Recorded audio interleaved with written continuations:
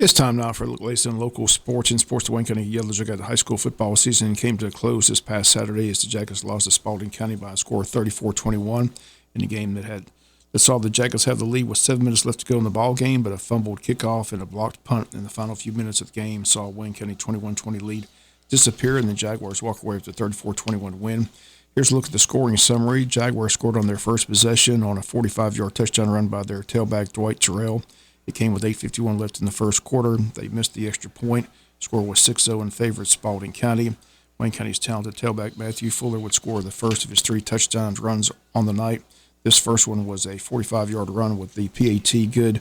Wayne County led 7-6 with 7:11 left to go in the first quarter.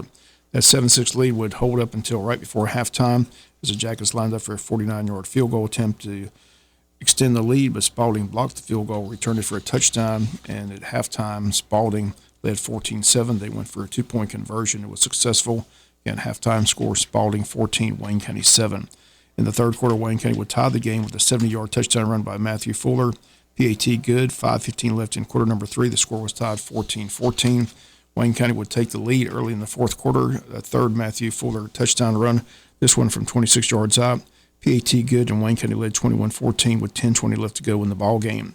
Spalding would connect on a 36-yard touchdown pass from their quarterback Kurt Black to Whitehead Henderson, but they missed the PAT, and Wayne County still had a 21-20 lead with just over 7 minutes left to go in the ball game. Then it all went bad on the ensuing kickoff. Wayne County fumbled the kickoff. Spalding recovered at the 6-yard line. A couple of plays later, they went in for the go-ahead score, 28-21, another 2-point conversion. They led 6:50. And again, had the lead on the next possession. Wayne County forced a punt. The punt was blocked, and the ball goes out at the Jacket 12. Spalding goes in a few plays later, and the final score again at Griffin High School, or at Griffin Stadium. Spalding High School wins it by a final of 34-21.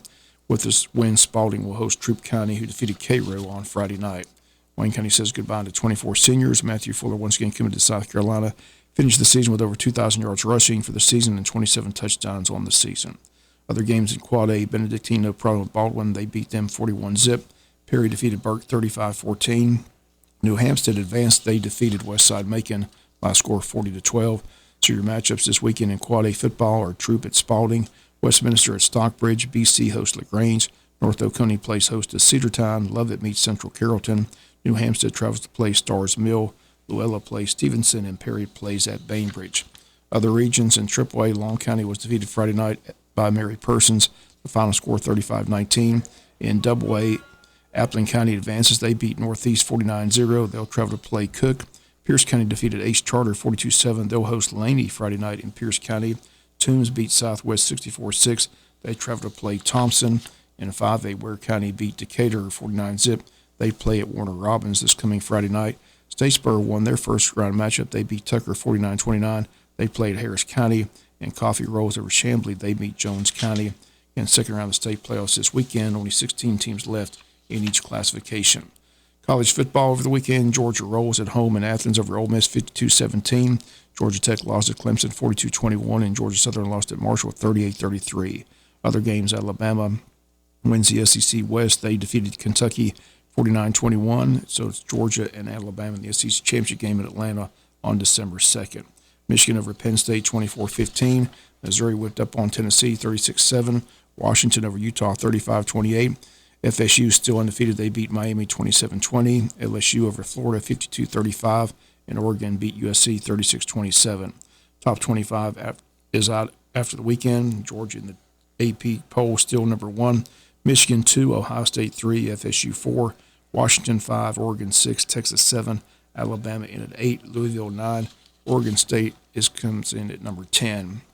11 is Missouri, 12 is Penn State, 13 Ole Miss, 14 Oklahoma, 15 LSU, 16 Utah, 17 Tulane, 18 James Madison, 19 Arizona, 20 Notre Dame, 21 Tennessee, 22 North Carolina, 23 Kansas State, 24 Oklahoma State, and at 25 is undefeated Liberty at 10-0. NCAA Playoff Committee unveils their top teams on Tuesday. Currently, they have Ohio State 1, Georgia 2, Michigan 3, FSU 4. See if anything changes tomorrow night. Former Georgia quarterback Stetson Bennett back in Athens Saturday evening for the Ole Miss game as he received his second Bullsworth Trophy, which is awarded to the best college player who began his career as a walk-on. The trophy was given to Bennett during an on-field presentation during the second quarter timeout. received a standing ovation from the crowd on hand. It has been its first public appearance at Sanford Stadium since the parade to celebrate the national championship back in 2022. Earlier this year, Bennett remains with the Rams, but it's on their non-football injury list. Rams coach Sean McVay says it's unlikely he'll play this season, but McVay says Ben is doing well. Rams signed Carson Wentz as the backup to Matthew Stafford for the remainder of the season. Other college football news over the weekend: Jimbo Fisher is out at Texas A&M.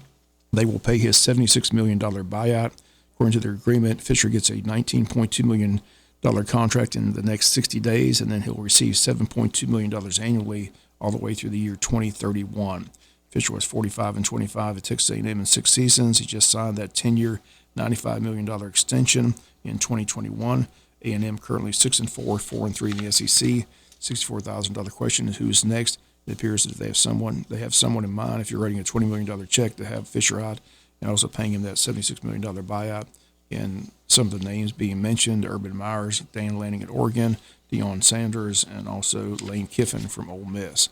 NFL scores from the weekend: both the Falcons and Jaguars come up on the losing end. Falcons let one slip away at the end on a last-second field goal. Arizona wins 25-23. Jaguars were dominated by the San Francisco 49ers down in Jacksonville.